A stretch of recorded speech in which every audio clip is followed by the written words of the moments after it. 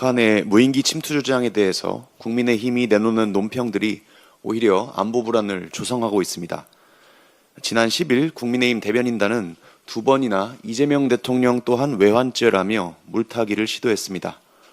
정부의 입장은 듣지도 않은 채 우리 군이 무인기를 침투시켰다는 북의 일방적 주장을 사실처럼 전제한 것부터가 잘못입니다. 게다가 평양에 무인기를 띄워서 계엄의 정당성을 확보하려 했다. 이적죄로 기소된 윤석열의 경우를 끌어오는 것은 더욱 언어도단입니다. 외환죄의 본질은 북을 자극해 위기를 조성하려 했는지입니다.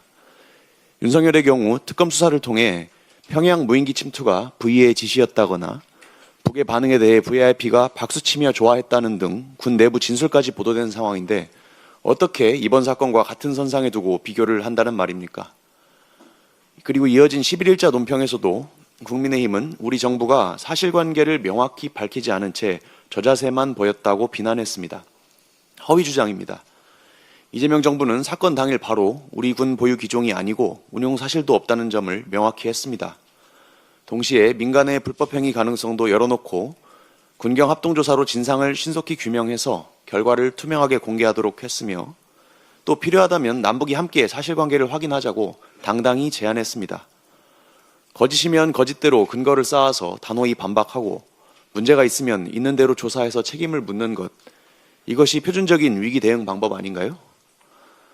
이러한 절제된 소통 덕분에 지난 정권 실정으로 남북 한라인이 끊긴 상황에서도 불필요한 긴장이 더 커지지 않도록 관리될 수 있었습니다.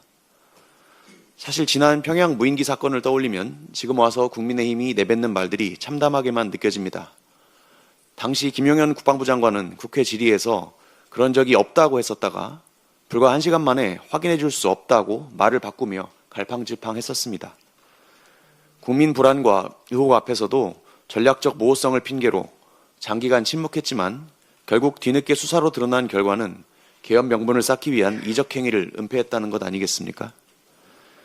24년 10월 당시 곽규택 수석 대변인이 민주당에게 했던 논평을 그대로 돌려드리겠습니다. 안보에 여야가 있을 수 없습니다. 북의 도발에 맞서 국회와 정부가 한 목소리로 대응해야 한다는 점을 깊이 인식하고 흔들리지 않는 국가적 의지를 보여주는 데 동참해 주시기 바랍니다. 우리 정부 탓부터 한다면 이는 국론 분열을 자극하는 북한 의도에 말려드는 것임을 잊지 마십시오. 이상입니다. 이상 발언을 모두 마치고 당대표께서 회의를 폐회하시겠습니다. 네.